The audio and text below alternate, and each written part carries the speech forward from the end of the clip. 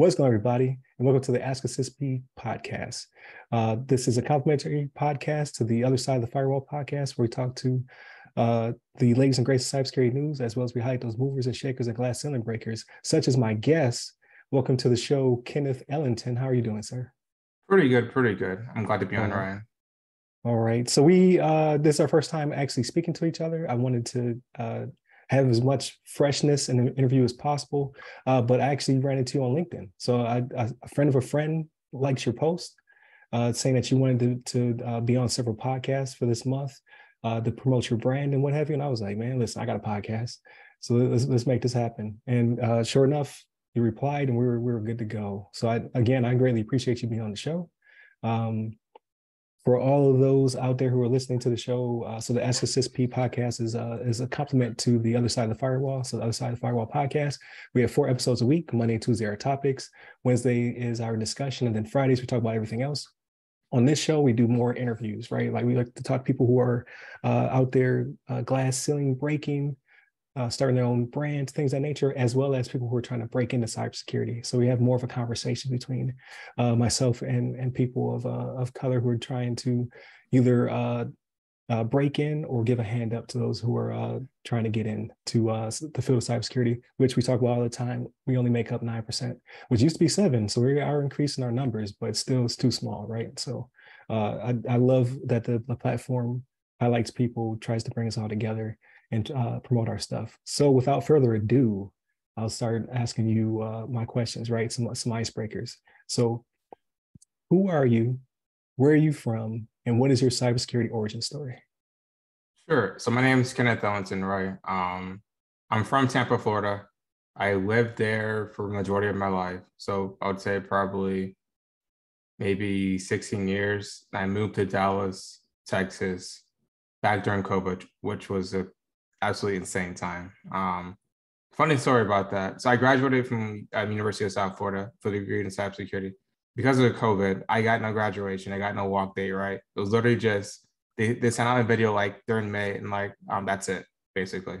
Because of COVID, right? We couldn't do in-person stuff, which is terrible. I lost all my graduation parties, which I'm so pissed about. But that's fine though. So they gave me a job offer back in July, and I actually moved to Dallas during 2021. So my first time to Texas was look for an apartment, and then the second time was actually move. So it was a big change for me, right? But I'm glad to be here. I do love living in Texas. It's been pretty awesome so far. And what I do what I do for a living is I work in cybersecurity. I specialize in SIEM technology. So I work as a cybersecurity consultant at one of the big 4 accounting firms. I specialize in SIEM and SOAR. So think of Splunk, QRadar, XSOAR. What does IBM call it? I think Resilient or SOAR now, because they're very uncreative for everything. But I work with those type of technologies. Think of like endpoint solutions. So I help design, build, and scale systems for my clients for the solutions. And I actually own my own company called Ellington Cyber Academy, or ECA for short. And that is a e-learning platform designed to teach and train IT and cybersecurity professionals and those specific technology, because that's my niche. So think of SIEM and SOAR again. So we train individual professionals and actual businesses on how to use those technologies. That's amazing.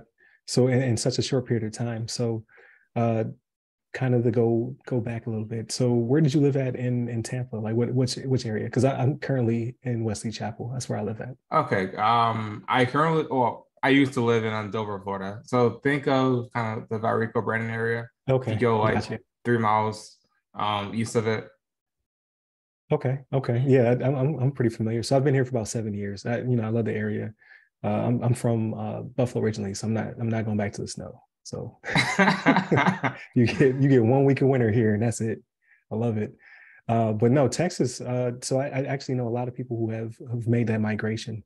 It seems to be just exploding tech wise, right? You have Miami, you have the Dallas area, and a few others. I know Georgia's also starting to also bubble up, and then Atlanta, of course, is crazy, right? When it comes to tech. So being out there now, have you seen any like the major growth, right? Because you said you came out during the COVID era. which was rough on everybody, right? I was still active during that time, so I was stuck here in the house because we couldn't even go on base during COVID for like the first couple months because everybody was just panicked, right? Yeah. So making that move during the pandemic, like how was that for starting a new job basically?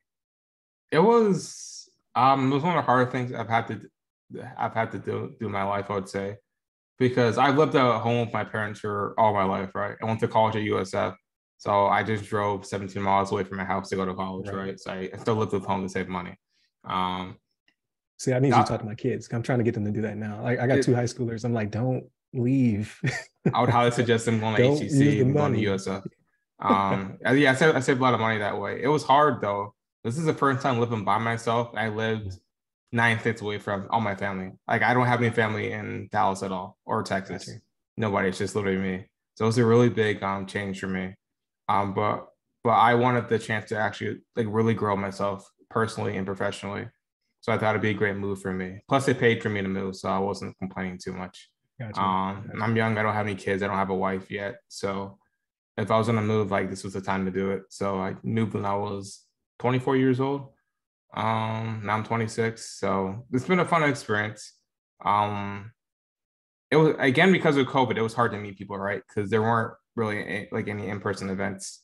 So I was honestly like afraid to drive like more than 2 miles away from my house because I was Right. gonna get lost. I get that. So yeah, it was a fun experience, but I'm glad that I did it. Okay. And what was the so you're coming out of getting your academics taken care of, and I know for a time there it's always the fight, right? Is the degree better, certifications better, is experience better? So for your combination of experience, education, and certification, um, like what was that like? Like what were your strengths when it was coming to find employment versus like what do you believe were your challenges? So initially, I got an IT and cybersecurity, I would say back in 2018. So I've been in the field for almost 5 years now.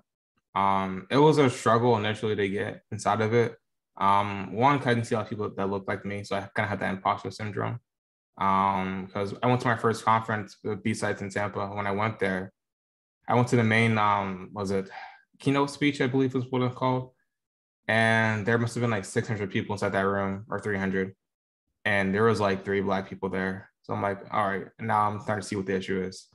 Right. Um, so it was kind of harder at first, right? I hadn't seen anybody that looked like me. So like finding a job, finding an internship during college was especially hard. I remember I went to JC Penney because an employer called me about having a potential interview, right, for an IT position. I got real excited, right? So this was like my first big job, but I didn't have a suit or tie or anything. So I went to Macy's. It was at Macy's. I spent all my money on like a really nice suit. And then like 2 days before the interview, they called me and canceled it. Uh, Yeah, I was very, very pissed. But yeah, it happened a lot. So it was a real big struggle for me to actually get like a cybersecurity internship. So I worked at Publix supermarkets. Anybody that lives like in the Southeast knows what I'm talking about. I right. worked in a deli making sandwiches, getting cursed at I was gonna because the say fried chicken they wasn't have warm enough. a really good chicken finger sub. I'm not gonna lie. Yeah. Yeah, it was interesting time there. So I working at Publix, I consider it as a blessing because I got to work on my interpersonal skills and soft skills a lot.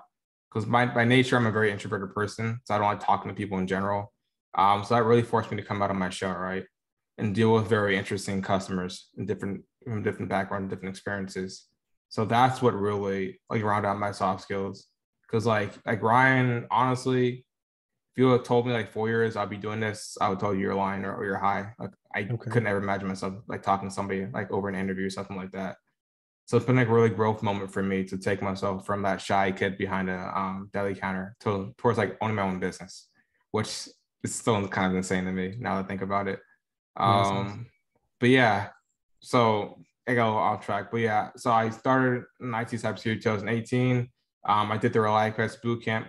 So ReliaQuest is one of the biggest cybersecurity companies in Florida. They're the official partner of the Buccaneers, the Tampa Bay Lightning, Boston Celtics.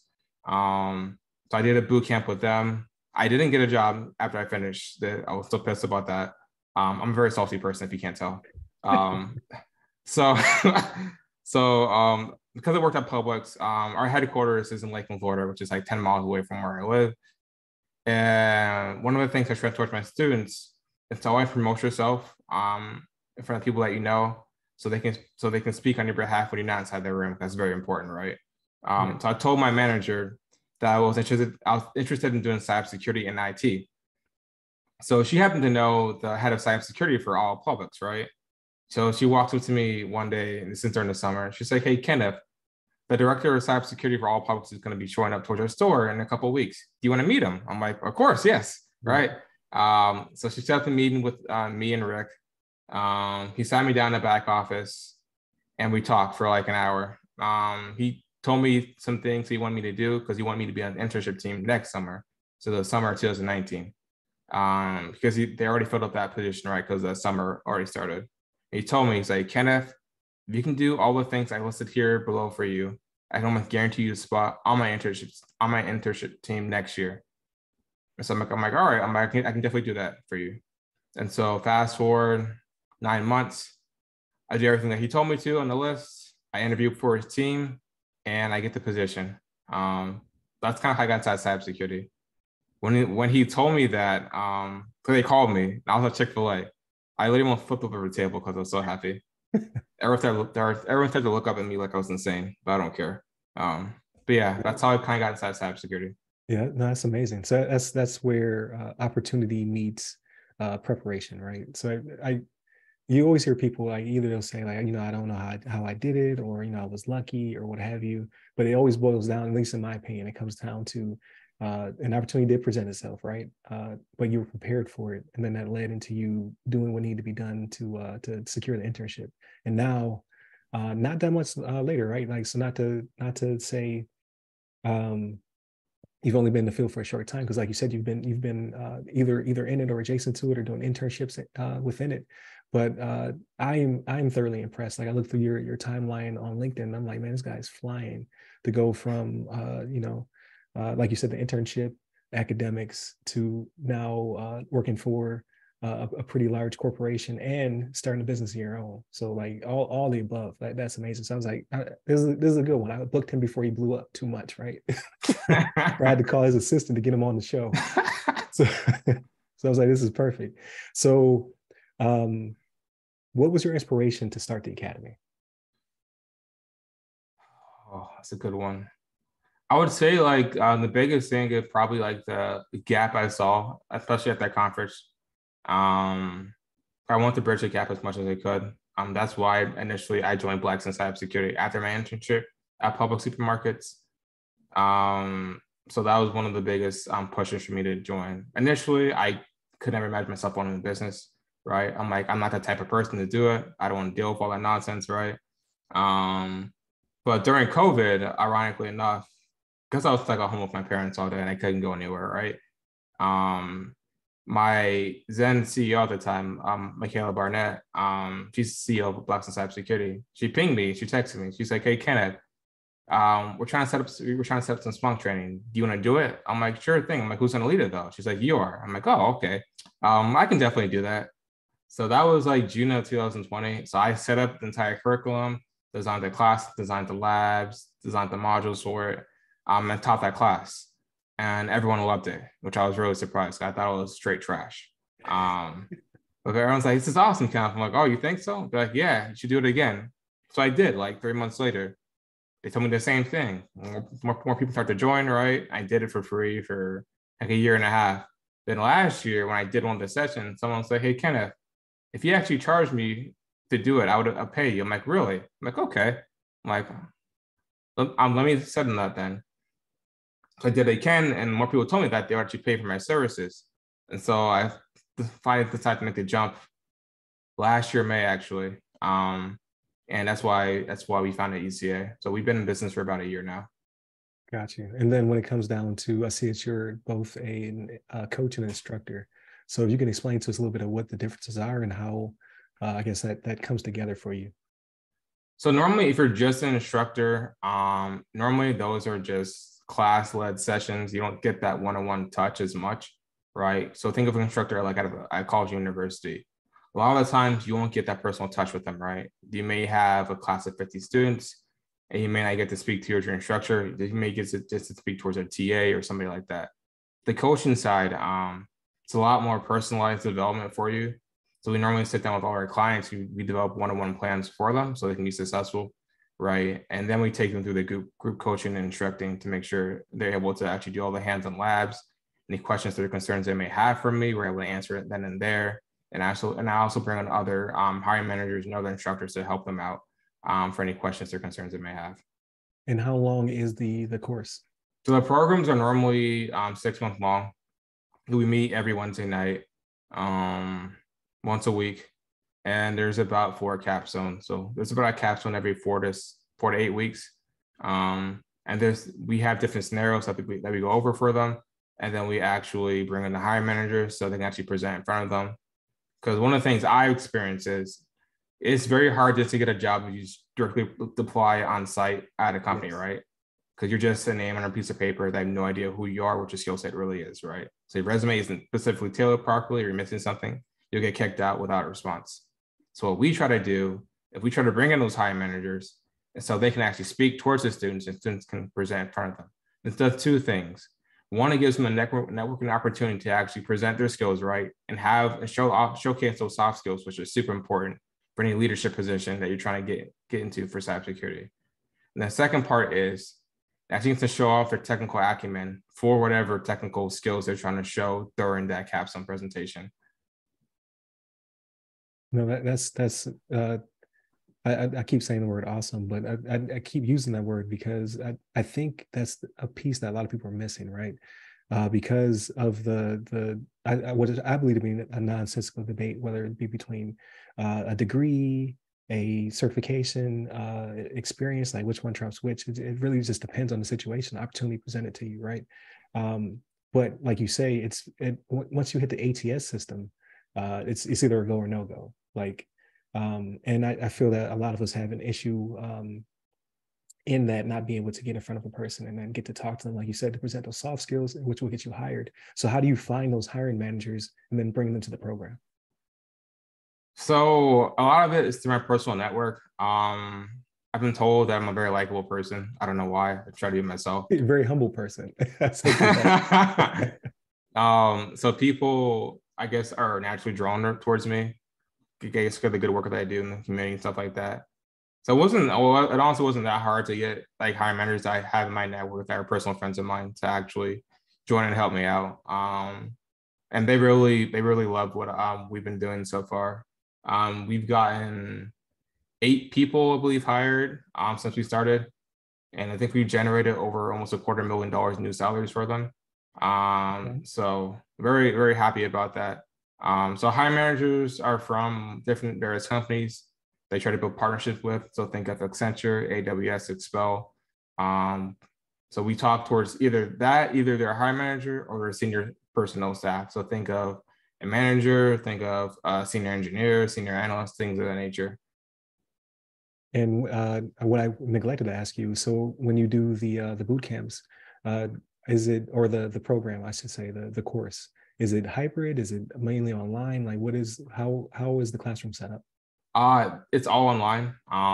So if a student is local to Dallas, like the DFW area, I'll meet them in person sometimes. So one of my students, Hazel Miranda, she works at Samsung now.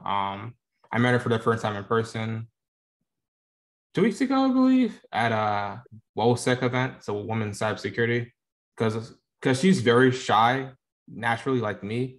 I've been trying to get her to come out of her shell more. So I've been introducing her to some of the other hiring managers that I know at these events so she can get to network with more people. I take personal development very seriously for my students because this is a constant battle to try to improve yourself, right? If not, you get a job and you stop and you're set, right? You have to continue to try to improve yourself or you get left behind. No, it's very true. When it comes to the partnership, so you said that you have your network kind of set up. I assume it's both personal, LinkedIn, things of that nature. And then when you bring in the students, are these students, what's the pipeline? Like, are they people who are within your network who decide to take courses with you? Or is there some kind of campaign? Like, how are you advertising to bring in more students? So mostly it's done through organic marketing. Once we start to make more money, right, we'll start to do paid ads. But mostly it's either through word of mouth, LinkedIn, YouTube, Twitter, like social media, things of that nature, right? So we do content creation 3 times a week. We create posts, we do podcasts like these, right? We do webinars on our YouTube channel. And someone may see that, then be interested, then they'll DM me or reach out towards my other co-instructor, Courtney, and we'll go from there to try and get them on board and see if we're able to actually help them out, see if we're a good fit. Because one of the things I found that not everyone's willing to invest in themselves, which you have to be willing to do if you want to get ahead in this field. So trying to get them to understand that every day that you put this off, you're costing yourself money, right? If you're currently making $20,000 at your job, right, and this new job will pay you, let's say $60,000, right? Every year you waste and wait, you're losing $40,000. But the thing is, yeah, yeah, but most people don't see it that way because the money's not directly in their hand, right? So they don't see the opportunity cost. Is realizing the potential, right? Yeah. Like, okay. What are you worth, and what should you be working towards? If someone wanted, so let's skip ahead just a little bit when it comes to, like, everyone doesn't want to own their own company. I get that, but some people, like you said, may not want to or may not feel comfortable investing in themselves. For you, because of you were able to take like pretty big steps in a short amount of time, what were you able to overcome in order to own your own business? Like what, like basically what is the mentality of a founder or CEO? It's a good question. Persistence, honestly, that's the biggest thing. There are days, I'm not gonna lie, I'm like, why the hell am I doing this? I make good money as it is. I don't have to put up with all this crap. A lot of days. But I always remember, like, all the students that I've helped change their lives, right? Um, took them from not being able to take care of their families or them being very unsatisfied in their career and being able to them have fulfilling careers where they can take care of their families and build generational wealth, right? Especially for people that look like us in our community, it's a really big deal.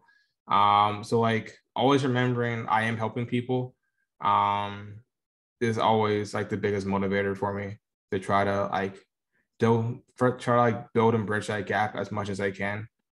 Super important towards me. So those get me through the down days where we don't have any sales, right? Or I get rejected like 4 times from different students, right? So that's probably the biggest thing. Like having persistence is super key. And then having a good support group around you is insanely important. So I have like a team of advisors that I trust, right? They give me advice, give me guidance for how to run a business, right? And how to make it successful. So having those 2 things, I think, is insanely important. Okay, having the like you said, the persistence, and then having a team to help contribute to it as well. So what does the future look like? So I know you said you've had the academy for a year. So you have a 9 to 5, or in some cases, like it's depending on what you do. Like, so I'm a consultant as well, right? It could be a 40-hour week, it could be a 60-hour week. It just depends on what's going on. Where do you find that work-life balance? And then how are you gonna move to the next tier, whatever that may be? So my company is pretty flexible for me. As long as I don't poach our clients are Google, Microsoft, right? So they want to work with me, and they'll quit my job, I'll be rich. So as long as I don't poach our clients, and it doesn't affect my day-to-day job, they don't really care what I do, right? So that's a good thing. And then balancing it is I set aside specific time to work on my business and do the specific events. And the other days are just off days and rest days for me. So having a specific structure, which my business advisor and business coaches help me to develop, makes it a lot easier to manage. Because if not, you'll work yourself to death, right? You'll pull 18-hour days every day, 7 days a week, if you're not careful. Right, right. It's all about that work-life balance, which is something that like I think a lot of us struggle with. You also mentioned imposter syndrome, so I've been there as well. I get there, often sometimes, now as well. So that's always a challenge or a hurdle to get over. What do you tell your students, like when they are feeling and feeling that way, right? Like maybe they feel like they can't do it, or they can't accomplish this, or maybe they don't see a lot of people like us in the room? Like, what do you tell your students? I first and foremost tell them that I believe in them, right? Because if I didn't, I wouldn't have brought them inside the program. There are some people that I don't believe have what it takes to be successful in the program. So everyone that I personally bring in, I trust that they have the skill set and the work ethic to make it happen. It's just them believing in themselves, right? So the first thing I tell them that I may be a country bumpkin from Florida, right? May not be worth much, but I'm like what I say, but I believe in trusting them, right? I tell them, going back towards like building your proper network, right? Having people that are supportive of you, that truly care about you beyond what you can do for them is going to be insanely important as you grow and as you scale up in your personal and professional lives, right? That's what I developed over the years. I've been burned a lot of times, right? As you make more money, as you get more fame, as you get more clout, people will want to try to pull you down or try to use you as a stepping stone for their own personal goals. So making sure you find people that don't want to do that towards you is very hard, but it's beneficial. No, those are very true words. I'm glad that you. It's good to have this conversation. It's good for people to hear that as well. Like everybody's not your friend, but like you say, like from just meeting you and kind of talking to you in this conversation, it seems like you want to be helpful. You want that's what motivates you and helps drive you. So if you're a person who is similar to that and you want to help, whether it be you're already in cybersecurity and you want to kind of give a hand up, or if you want to partnership or you want to do things that help with your brand, just reach out, like build that network, and then try to just be helpful and give value, right? Like I'm not saying you should work a 60-hour week. I'm just saying if you have the ability to, like, I need to shoot another episode anyway. I saw this post. I was like, this is perfect, right? This is serendipitous, right? Because I needed to redo Ask a CISSP because I have not done an episode in over a year, and I have a bunch of guests lined up for the Ask a CISSP, or I'm sorry, for the other side of the firewall. And I saw your post, and I was like, that's a sign. I need to jump back on it. So like this cost me nothing, right?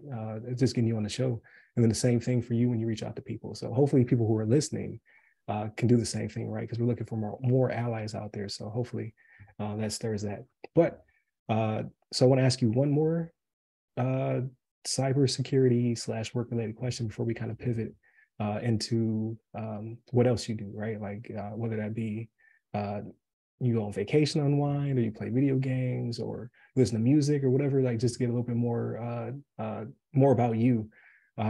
If you were me, like the roles were flipped, we're doing the interview, what would you ask yourself? Like, what have you not been asked? Because I know you've been on several podcasts over the past month or so. What is a question that you would have asked that they have not? That's a really good question. I've been asking too much.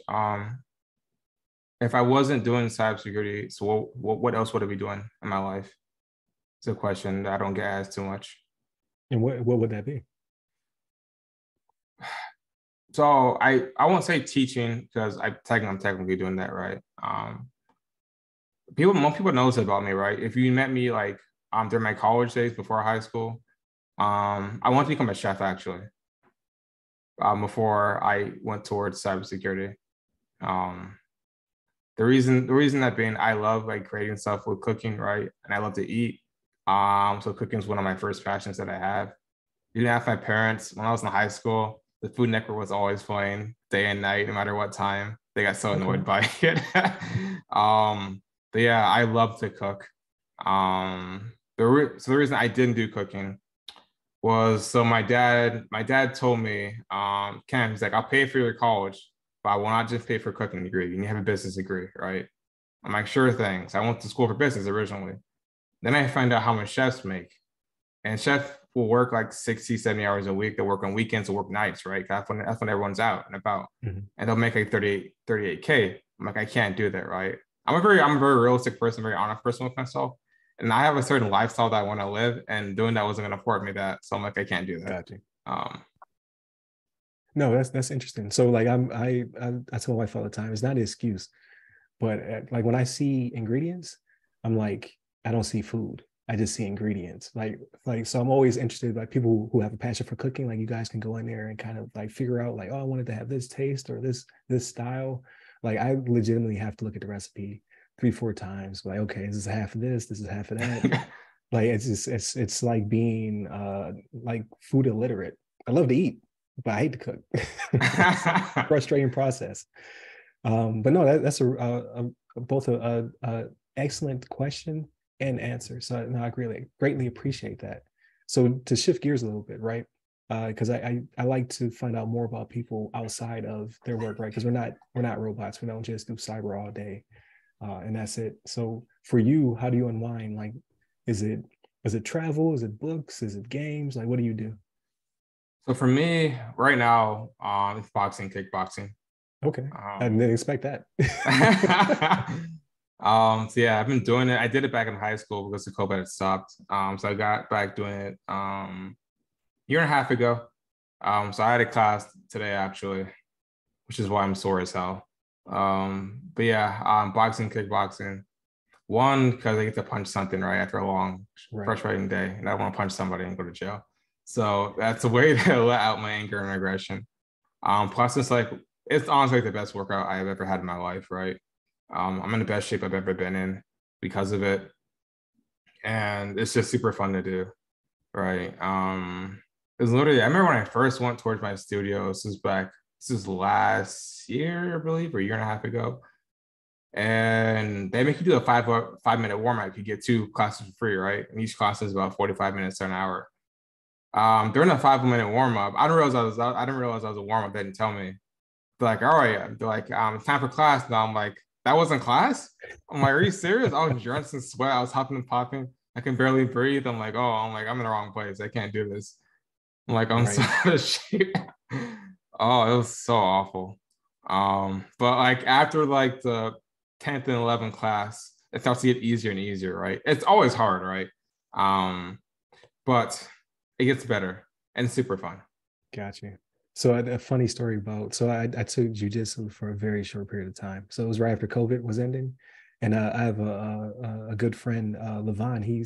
He helps co-host the other side of the firewall. He has not been on for a while. He's on the West Coast, so it's hard to do with coordination. But when I was in Turkey, our time synced up better. So it'd be Levon, Shannon, and myself doing the other side of the firewall. He's big into martial arts. He's been doing it since forever. And he was like, you should do it. Like there's a class, jujitsu class. Cause I kept talking about like, I'm kind of interested in doing it. You know, I hear it's a really good workout. He was like, you should do it. You should do it. So I finally did it. I lasted 3 classes. So what I learned was, I already knew this about myself. I like my personal space, and there's no such thing in jujitsu. And I didn't know how much I didn't like people to sweat on me. Like I would like literally at the end of class, I would like have to get home. I got to take a shower because you're drenched in sweat, whether it be yours or theirs. It's very intimate. I didn't know that beforehand. Like with the different mounts and the mount guards, and I learned real quick about myself. Like, you know what? If God forbid it were to go down and they got me on the ground, like they started grappling, I'm just gonna have to die because I can't overcome. It's way too close. Like if I'm gonna be anything, I'm gonna be a boxer. You get used towards it. You get used. I gotta keep that distance. Well, that's awesome. Anything? So okay, you like working out. You like to do martial arts. Do you ever play any video games? You watch like movies? Are you interested in like anything that's coming out in the near future? So I'm a big Star Wars anime person. Okay. So my favorite anime right now is My Hero Academia. Season 6 just ended. Best season by far, best season. And now I'm watching Demon Slayer. So it's good.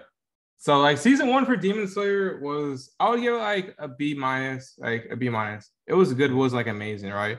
And then season 2 comes out. I'm like, oh my god! I'm like, this is an A plus. Yeah. So it really, they've taken it up a couple notches. Yeah, so that's the one I'm addicted to, right? So I didn't get into My Hero Academia only because I haven't watched it yet. So like I've been told by numerous people I got to get on it.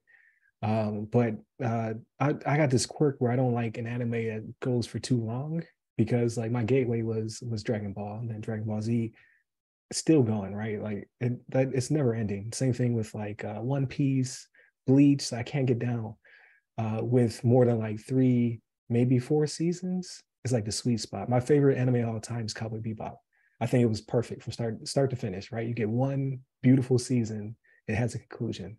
But Demon Slayer might get me, because like I'm in I think it's considered the 3rd season with the Electric District.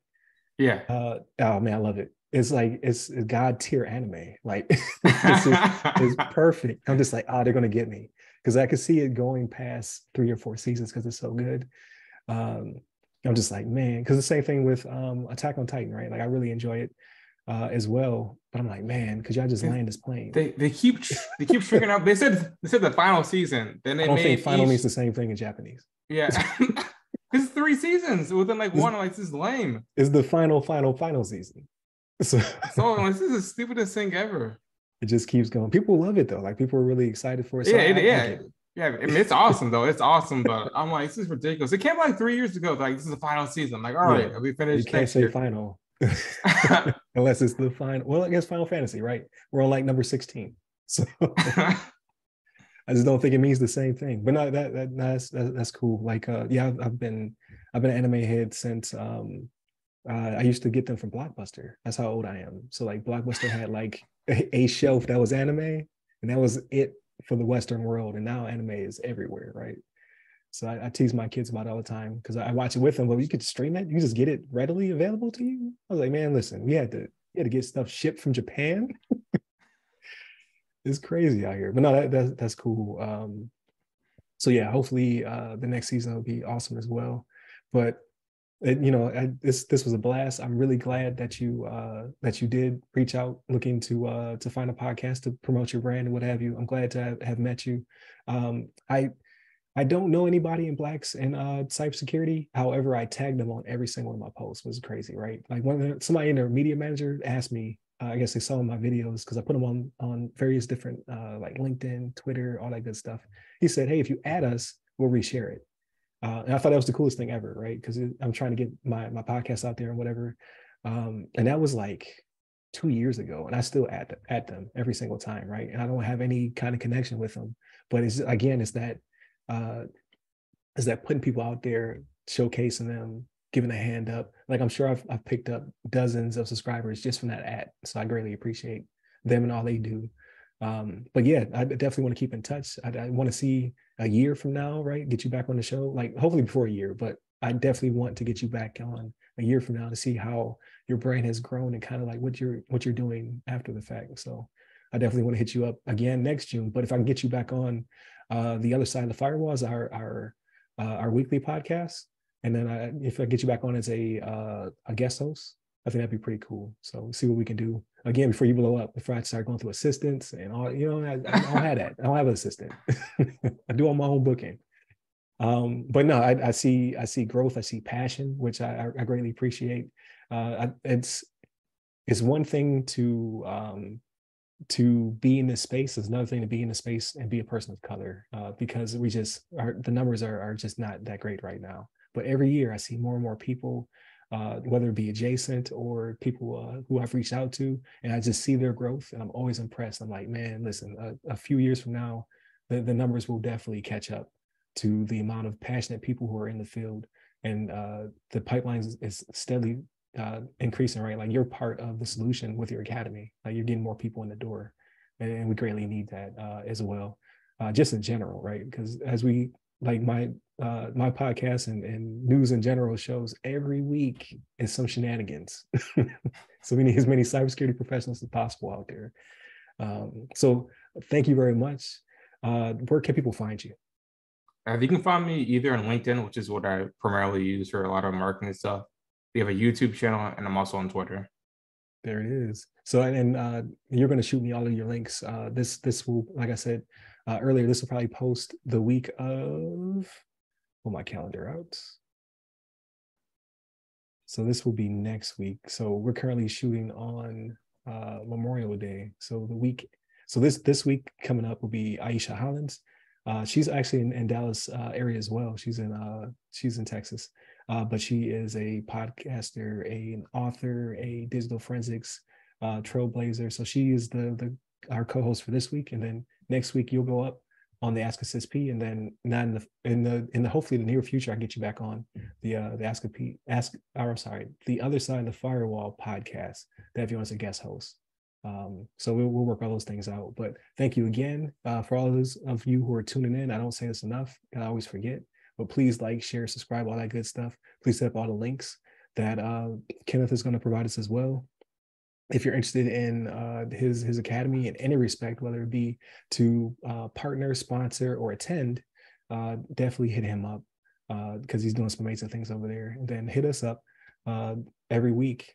We have 4 episodes. So stay safe, stay secure.